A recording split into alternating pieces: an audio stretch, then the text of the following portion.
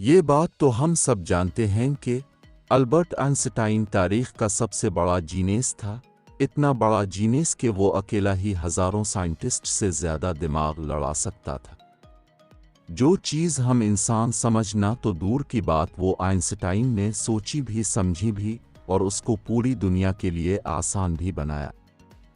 Albert Einstein ایک physicist تھے جس نے theory of relativity is equal m c square اور فوٹو الیکٹرک کے لا بنا کر پوری دنیا کو پریشان کر دیا، اور اس کی وجہ سے اس کو 1921 میں نوبل پرائز سے بھی نوازا گیا۔ اس کی سوچنے کی صلاحیت دیکھ کر لوگ سمجھتے تھے کہ آئنسٹائن کے پاس ایک اسپیشل دماغ ہے، یہ بات خود آئنسٹائن بھی جانتا تھا۔ اسی وجہ وہ نہیں چاہتے تھے کہ مرنے کے بعد اس کے کسی بھی باڈی کے حصے پر ریسرچ کی جائے۔ اس نے تو یہ انسٹرکشن دی تھی کہ مرنے کے بعد اس کی باڈی کو جلا کر راکھ کیا جائے، مگر پھر وہی ہوا جس کا آئنسٹائن کو ڈر تھا۔ ذہانت کے سپر اسٹار البرٹ آئنسٹائن کا انتقال 18 اپریل 1955 کی رات 1:15 پر ہوا، اور تھامس ہاروے کو آئنسٹائن کی موت کی وجہ کا تعین کرنے کا کام سونپا گیا، لیکن ہاروے کے ذہن میں کچھ اور تھا۔ وہ آئنسٹائن کی ذہانت کے راز جاننا چاہتا تھا۔ اس طرح ڈاکٹر ہاروے نے آئنسٹائن کے دماغ پر تحقیق کرنے کا ارادہ کیا اور 20ویں صدی کے سب سے بڑے سائنسدان کے دماغ کی تحقیقات شروع کر دی۔ سلائیڈ ایجوکیشن کی ویڈیو میں ایک بار پھر سے ویلکم کرتا ہوں۔ اگرچہ آئنسٹائن کبھی نہیں چاہتا تھا کہ اس کی موت کے بعد اس کے جسم کی سائنسی طور پر تحقیق کی جائے، لیکن وہ صرف یہ چاہتا تھا کہ لوگ سائنس میں اس کی شراکت اور میراث کو یاد رکھیں اور اس کی دریافتوں پر تحقیق کریں، نہ کہ اس کے جسم پر۔ لیکن اس کے بعد بھی ہاروے نے آئنسٹائن کے گھر والوں کی اجازت کے بغیر آئنسٹائن کا دماغ لے کر اپنے لنچ باکس میں رکھا اور چوری کر کے گھر لے آیا۔ یہاں آئنسٹائن کا خاندان حیران رہ گیا۔ تمام سرکاری افسران اور ہاروے کے ساتھیوں نے آئنسٹائن کے دماغ کا مطالبہ کرنا شروع کر دیا۔ لیکن جب ہاروے نے عہد کیا کہ وہ دماغ کو صرف سائنسی تحقیق کے لیے استعمال کرے گا، تو آئنسٹائن کے بیٹے نے ہاروے کو ایسا کرنے کی اجازت دے دی، اور یوں ہاروے آئنسٹائن کے دماغ کا محافظ بن گیا۔ اب اسے اس کا تالا کھولنا پڑا۔ آئنسٹائن کے شاندار دماغ کے راز، لیکن ہاروے ایک پیتھولوجسٹ تھا، نیورو سائنسدان نہیں۔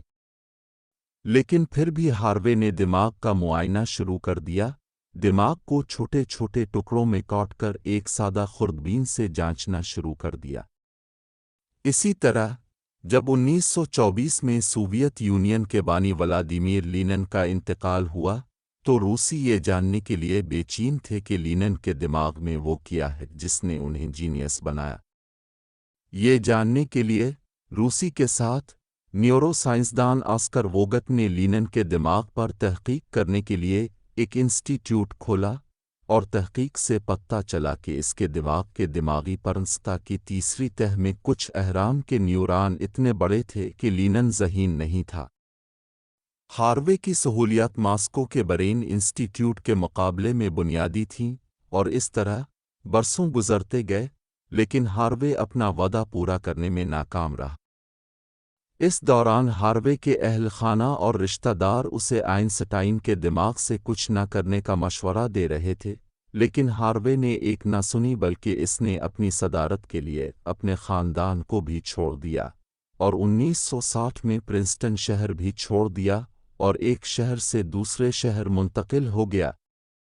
ایک کام سے دوسری شادی، اسی طرح شادی سے دوسری شادی، پھر تیسری۔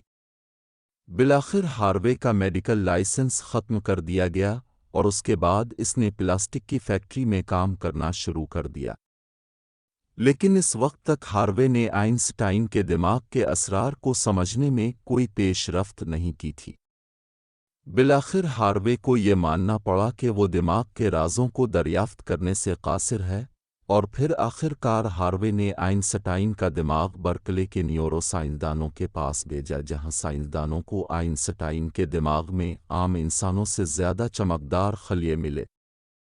خلیات دماغ میں مدد اور غذائیت فراہم کرتے ہیں، سگنل ٹرانسمیشن میں حصہ لیتا ہے، اور یہ نیوران کے علاوہ دماغ کا ایک لازمی حصہ ہے۔ البرٹ آئنسٹائن کا دماغ بالآخر 1996 میں واپس پرنسٹن ہسپتال پہنچا، جہاں سے 41 سال پہلے ہاروے نے اسے چرایا تھا۔ ہاروے خود بھی پرنسٹن واپس آیا، اور یہیں ہاروے کی موت ہو گئی۔ ہاروے کبھی بھی جینیس کے دماغ کے راز کھول نہیں سکا تھا، لیکن اگر کوئی ایک دن ایسا کرتا ہے تو کیا وہ ہاروے کو درست ثابت کر دے گا؟ امید کرتا ہوں کہ آپ کو سلائیڈ ایجوکیشن کی ویڈیو پسند آئی ہوگی، تو ملتے ہیں اگلی شاندار ویڈیو میں۔